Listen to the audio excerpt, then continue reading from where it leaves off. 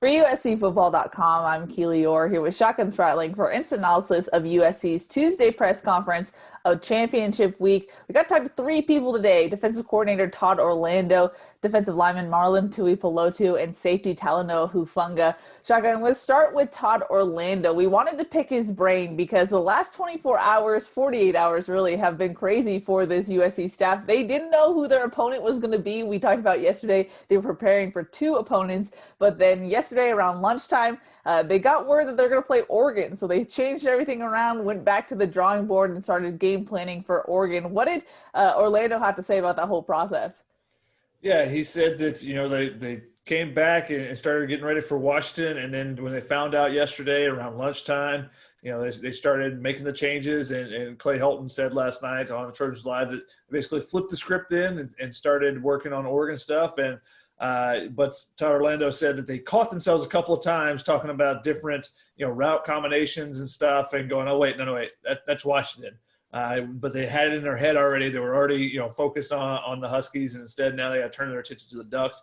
He said it's been a grind, and this week especially because the next 24 hours are huge, not necessarily for the championship game, but for the next 4 years of championship potential for USC because it is early signing period, opens tomorrow morning as well. So got to close out the class as best as possible, try to get a couple more signatures there. So Todd Orlando said it's been a grind, but it's what you want. He said you're playing relevant games in the middle of December. You can't ask for anything more than that. And, they're going to be trying to close with a very strong recruiting class as well. So, it's going to help them in the future, but right now it's a tough week for them. They're losing a little bit of sleep. But Orlando did say that they didn't lose too much because they were able to find out yesterday at lunch. He said they, lost about 12 hours of the short week that they normally would have on an extra day, but then an extra day of prepping for Washington that they lose. So not as much as it could have been. So they're just trying to make the most of it and get ready to go for Oregon now. Yeah, I thought it was interesting. He said it was not a big deal. So I was like, okay, that's interesting. Losing 12 hours is not a big deal, but whatever works for Orlando. He did give us it's also interesting that he said that when there's two players on the call, and how much are you trying to say, send that message to the players at the same time that don't worry about it. Whereas, a lot of times coaches are they stress so much about, the extra time they have or the time they don't have, with especially coaches that come from the NFL that didn't coach in college. I just don't have any time to work with the players like I would in the NFL type of thing. So I wonder how much of that was a little bit of a message to the players at the same time. Yeah, I'm curious about that too. Now, we asked Orlando for a scouting report on Oregon, and he didn't give us too much. He said that Oregon is explosive. They utilize their personnel really well, but he does have a weapon at his disposal. Dante Williams came over from Oregon. He was Oregon's cornerbacks coach last year. So, Shaka, he has a good idea of what this team looks like, at least personnel-wise. Yeah, definitely. It's going to be an interesting matchup because you got Joe Moorhead on the other side, who's a first-year offense coordinator for Oregon. So it's not like Dante has a lot of insight to what plays they're going to run, but he can tell Todd Orlando about the ins and outs of each kid.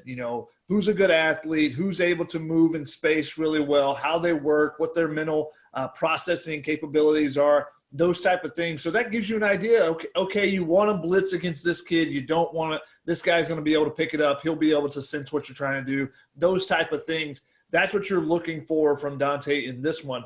But it's also an interesting matchup, Joe Moorhead versus Todd Orlando, because they actually coached together at UConn about 10 years ago. So, Moorhead was the offense coordinator there. Orlando was the defense coordinator. So they faced off against each other in practice previously. And, hey, a lot of scheme is going to change over, a decade.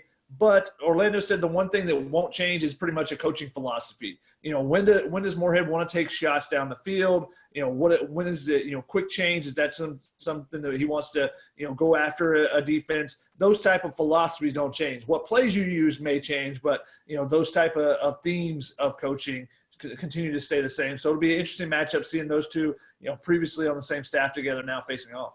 Mm-hmm.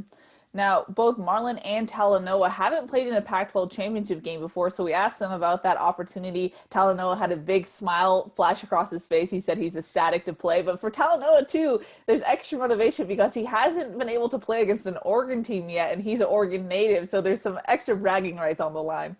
Yeah, Talanoa, being from Oregon, Marlon finished his high school career in Oregon as well. So there's bragging rights for sure. Talanoa talked about how he knows a bunch of players on the team. You know, whenever he goes home, there's going to be some bragging rights if he's able to beat Oregon, especially after Oregon was able to beat USC last year.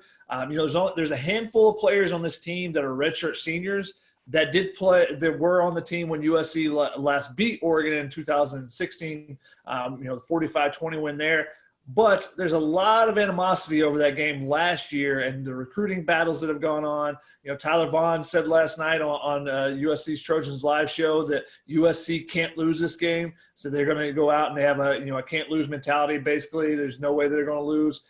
And I tweeted that out and got a quick response from Oregon cornerback Diamador Lenore, who's a SoCal native as well. A lot of guys that know each other because there's a lot of SoCal players that are on that Oregon team. So it should be a feisty matchup.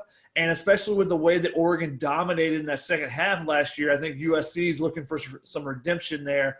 So it's going to be a unique matchup, but also one where players know each other because of the recruiting battles. And for Talanoa, that is not normally the case for his home state getting a face-off. But, again, he hasn't been able to play an Oregon team. He got hurt right before the Oregon State game his freshman year. And then last year he was out for the Oregon game as well. So he's really looking forward to this one, getting a chance to play a team from Eugene. Yeah, the narratives are really good heading into this game. Now, it was funny, Shotgun, it was kind of like a wholesome family moment because, fun fact, Marlon Tuipulotu and Talanoa Hufanga are actually cousins. And then when you add in Tuipulotu, that's three basically family members on one team.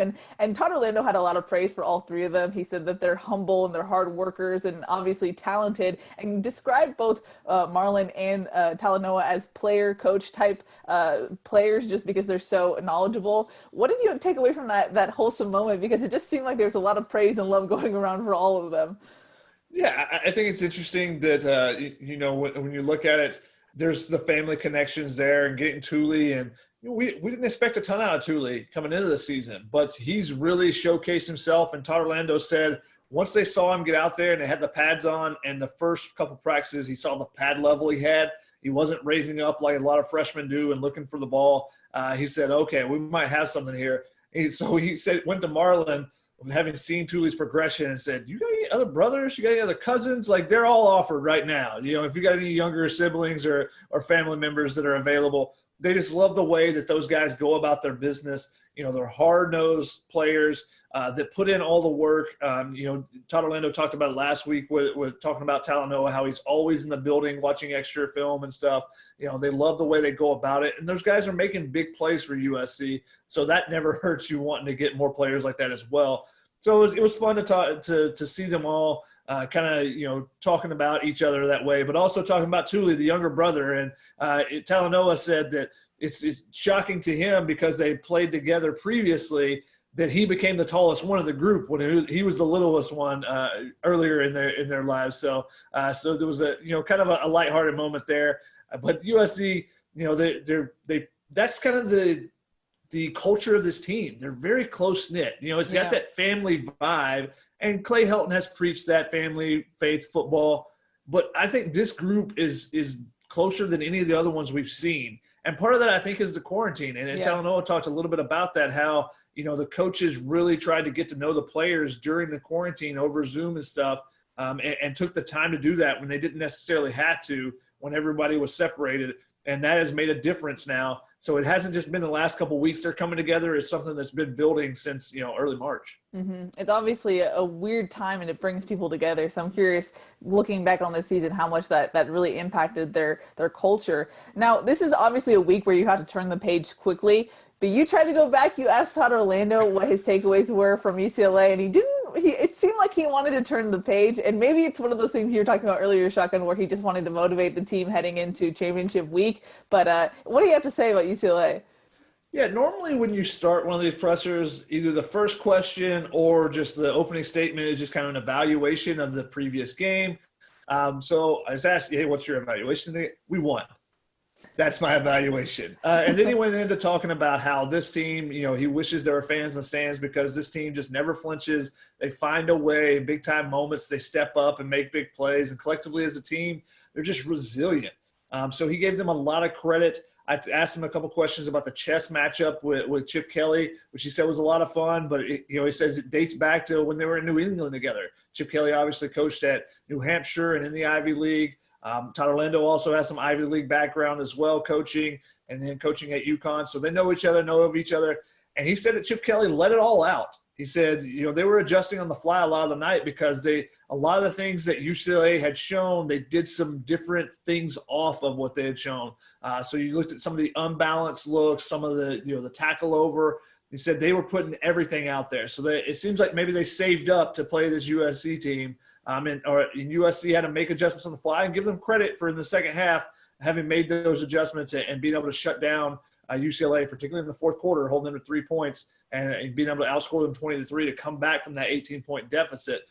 But he said sometimes Todd Orlando said sometimes you get into games like that where there's a lot of new things coming at you and you just have to figure things out. And he gave a lot of credit to the players for being able to be malleable and be able to find a way to make plays to get USC over the hump after falling behind. Mm-hmm. Now, looking ahead, tomorrow we're going to pull double duty. We'll talk to Clay Helton both about signing day and about final updates before the championship game. So look out for that instant analysis. But any final thoughts, Shotgun, before we wrap it up here? I mean, Todd Orlando talked about, being a grind and, going into recruiting this off season has been, kind of ridiculous trying to recruit players. And he said one of the things that stood out to me was him talking about how you have to use technology to show them stuff on campus and everything. But the hard part is out-of-state guys. And, normally you have a chance to evaluate them live, he said, which is, summer camps. You invite kids to come in. He said you didn't really get that. You didn't get a chance to get them on campus and kind of feel them out. So evaluating players out of state was interesting in this one. And then trying to use the technology to be able to recruit those guys was interesting. But all that hard work will pay off, hopefully, for USC in the next 24 hours or so as they try to close out the recruiting class during this early signing period. They'll have some guys that they'll still be recruiting through February, but the majority of the work has already been put in, and will be finalized in the next day or so. Mm-hmm. Alrighty, that's going to wrap it up for USC's Tuesday press conference. For Shotgun Spratling, I'm Keely Eure. For more, check out USCfootball.com.